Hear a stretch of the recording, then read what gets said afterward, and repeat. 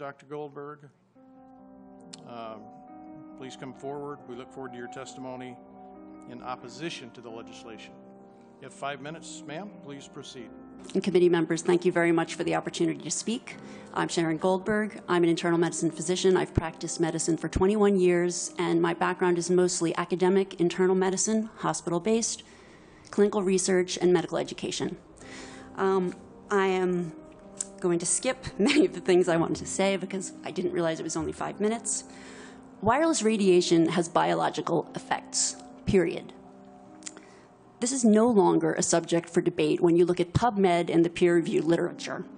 These effects are seen in all life forms: plants, animals, insects, microbes.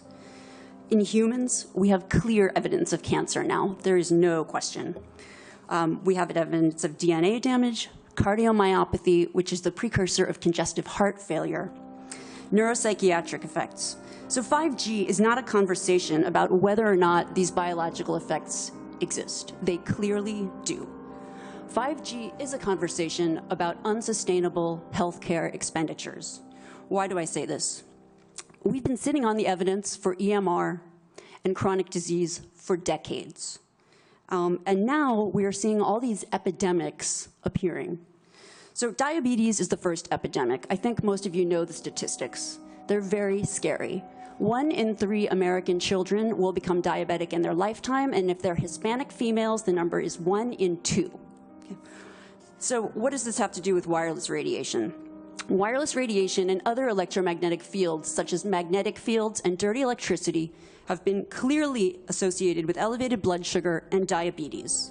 That is what the peer-reviewed literature says. It is not opinion. The closer you live to a cell tower, the higher your blood glucose. That is based on hemoglobin A1C measurements.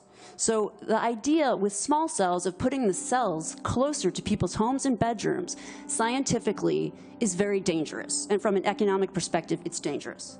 And you may not know this. I was shocked to find this out. But the way you create a model of diabetes in rats in the lab is by exposing them to 2.4 gigahertz. And this is not for long-term exposure.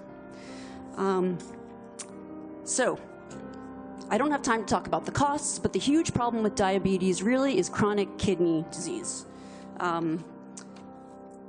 End-stage renal disease, the worst complication of diabetes, leads to hemodialysis. Hemodialysis is an automatic qualification for Medicare. And if you don't qualify for Medicare, we still have to dialyze the patient. And the state ends up paying in many different instances.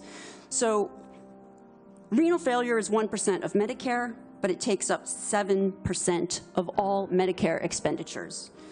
I don't have time to talk about this anymore, but once again, so the other epidemics that clearly link from the science with electromagnetic radiation are related to mental health. And this is straight from PubMed. This isn't my opinion. This is science. Dr. Goldberg, for those of us who aren't physicians, what is PubMed?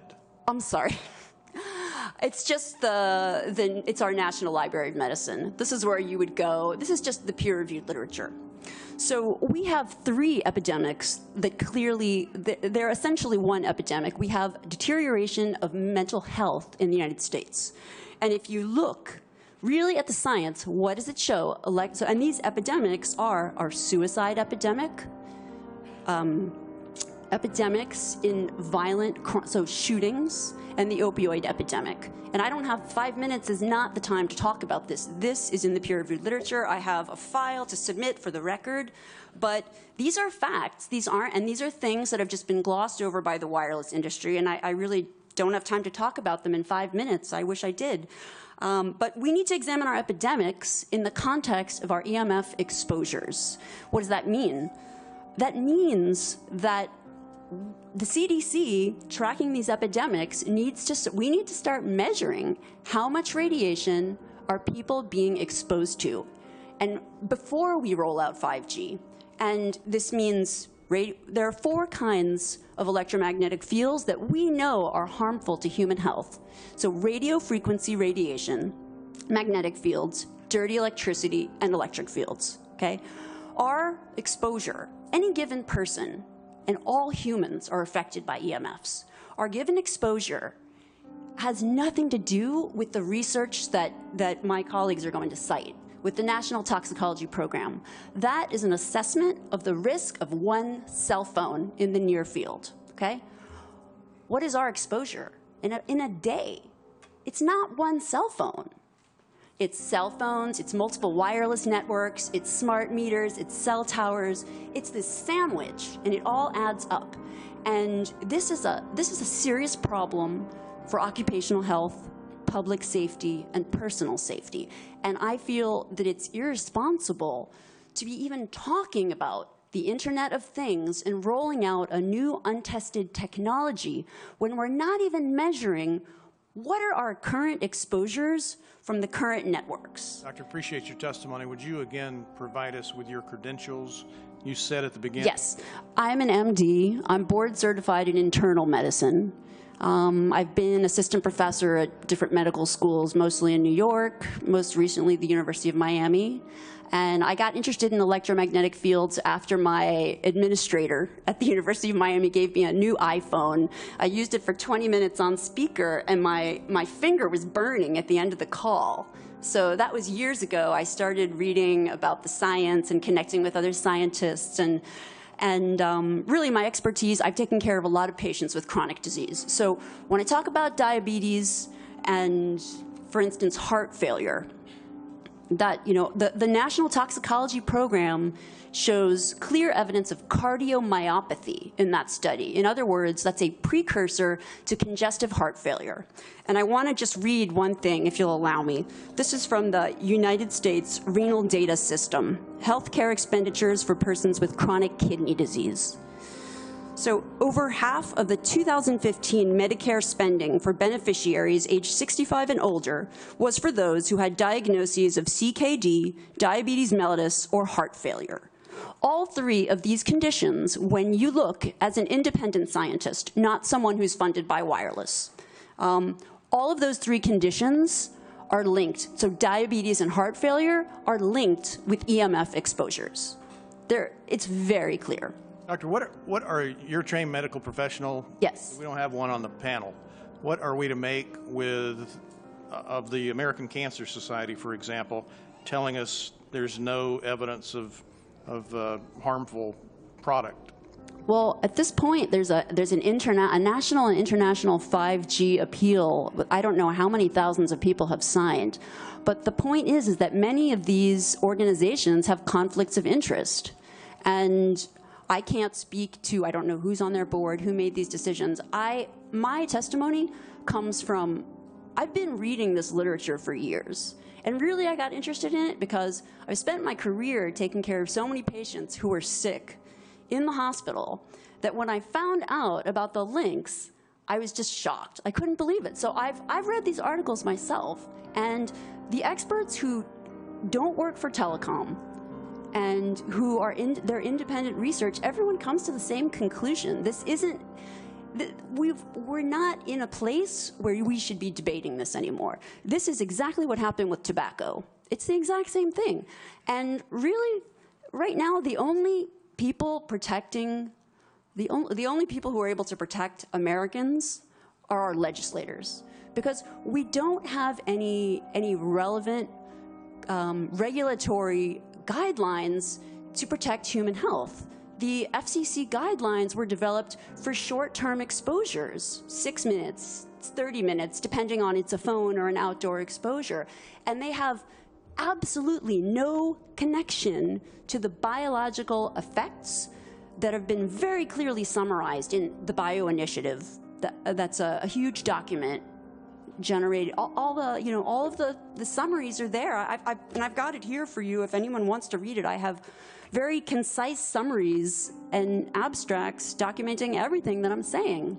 So I know there are plenty of people here that are probably rolling their eyes, but in academic medicine, we have a name for what's happening now with 5G. This is called, and what has happened with wireless communication, this is called, 5G is an untested application of a technology that we know is harmful.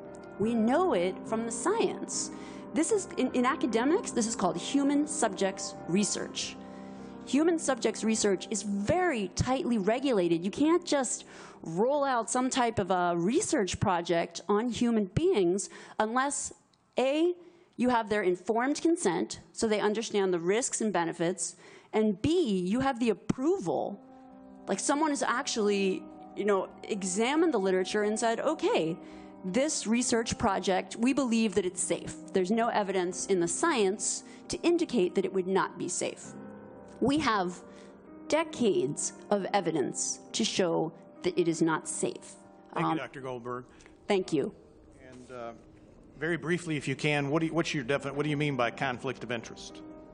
I mean that, so I've taught, one of the things that I taught in medical school is evidence-based medicine, so teaching medical students and residents how to critically evaluate the literature, the science. And one of the first things that you teach residents is that you always have to look at the funding. So, and you can read about it. Marcia Engel, the editor of New England Journal, just wrote a great op-ed in the New York Times about researchers who are funded by private industry. The results of their research are much more likely to support whatever it is that is being funded. That's clear. Representative Garrett has a question. Yes. Good morning, doctor. Just a really quick question. What is the normal RMF that individual could be exposed to? And if these small cells are installed, what is the prediction of how much RMF the human body would experience? And then the second question would be, if we know that RMF is an issue, do we limit the amount of exposure that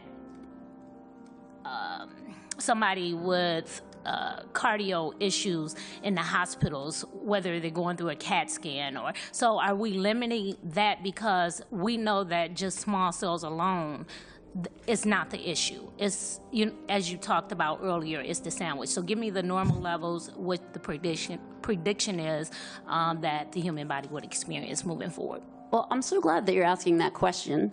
And the answer is that, well, no one's measuring. And that is the problem. That's the problem. Because we have, and the way I think about this is in an occupational health perspective. I think about, because people go to work, and so for instance, your exposure will depend on what you do in a given day. So if one cell phone causes cancer, clear evidence of cancer, DNA damage, heart damage, well, what happens if you work at an airport? What happens if you work in a stadium where there are 100,000 people coming to watch a football game and everyone's using their phone at the same time? And so the problem is that we have a very, very systematic, clear, empiric way to measure these exposures, and it's a discipline called building biology, and we actually have someone here trained in building biology, and I asked him to bring the meters. If anyone after this meeting is interested, I can show anyone exactly how we measure, okay? But that is the problem, that we don't measure, and there are certain situations relevant to public safety where we really do need to be measuring, with firefighters, with airline pilots. Because when you activate microwave radiation inside an enclosed metal space, you get amplification, you have increased power density. So think about it, an airplane, everyone's with their devices, every device is emitting radiation, and the access point is right next to the cockpit usually. So what does this do to pilots? What does this do to firefighters? We already have a submission to the FCC from Susan Foster about firefighters that were unable to function in the line of duty. This is from 2013, after exposure to a cell tower that was put up near their station, and they also have two-way communication devices that they wear. So we have to measure these exposures. That is the start, and not go ahead and roll out a whole bunch of Internet of Things with more devices that we're not even measuring what we're exposed to now. Doctor, thanks for your testimony. Thank you. Dr. Colbeck, no more than 5 minutes. Okay. Hello.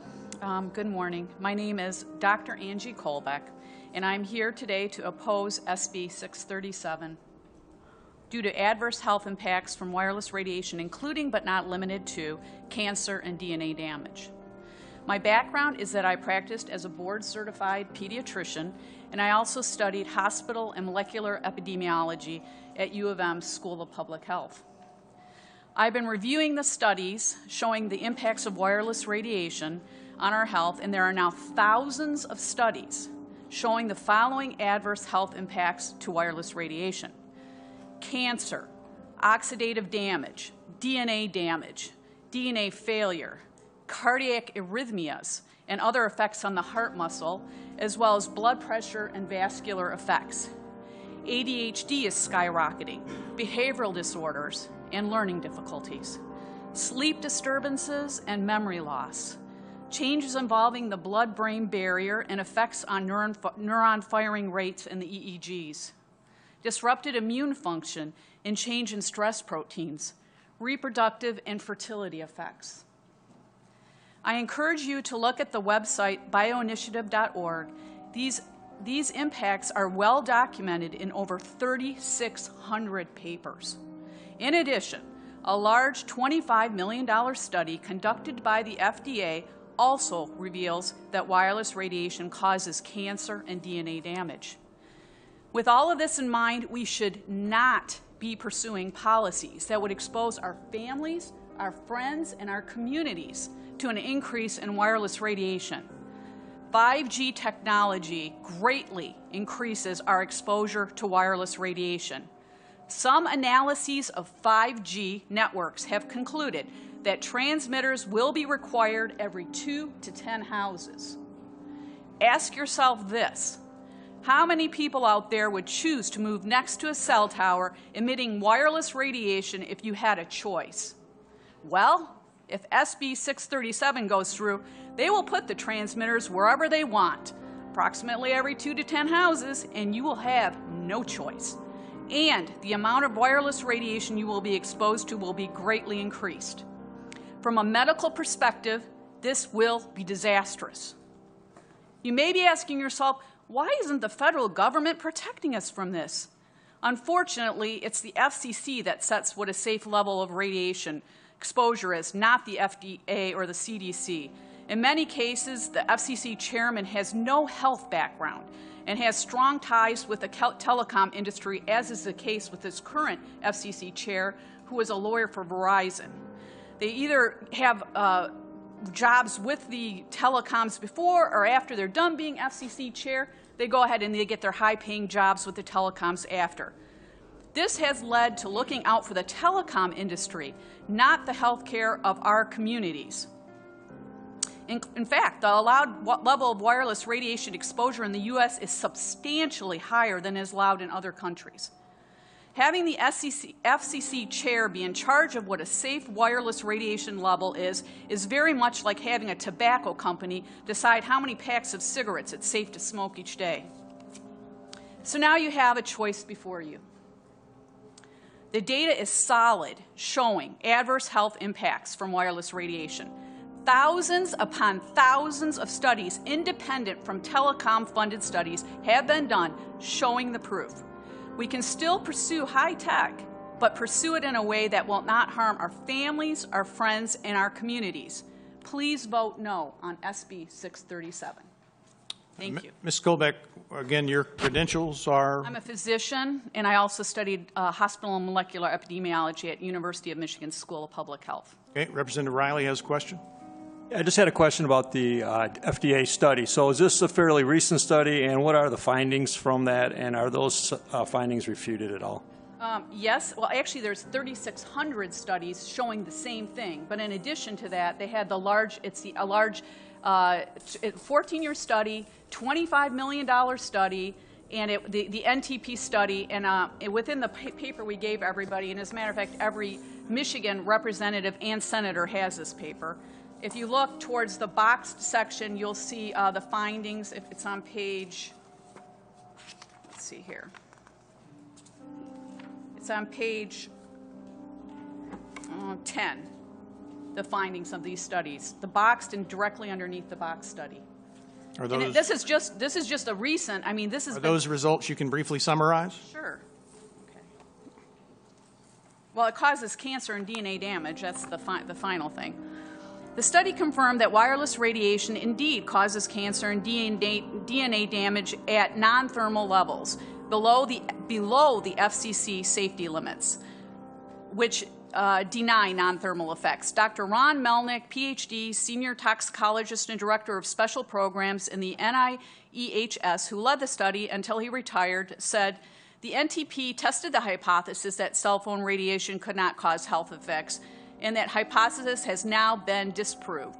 The experiment has been done, and after extensive reviews, the consensus is that there was a carcinogenic effect. In regards to DNA damage, he said that the results of the study should put to the rest the old argument that RF radiation cannot cause DNA damage. The scientist in the press conference in 2016 said that the public must be warned. And that study is from whom? This is from the NTP study. It's a large $25 million, 14-year study, extensive federal study. NTP is what? NTP, National Toxicology Program, right? Okay. But by the FDA, sponsored by and conducted by the FDA. Okay. Thank you. And the FDA and the EPA and the CDC, those should be the people that are in charge of determining what safe levels we should be exposed to with radiation. It should not be a person that was a lawyer on Verizon's and has no health care. Nothing. They know nothing. Thank you for your testimony.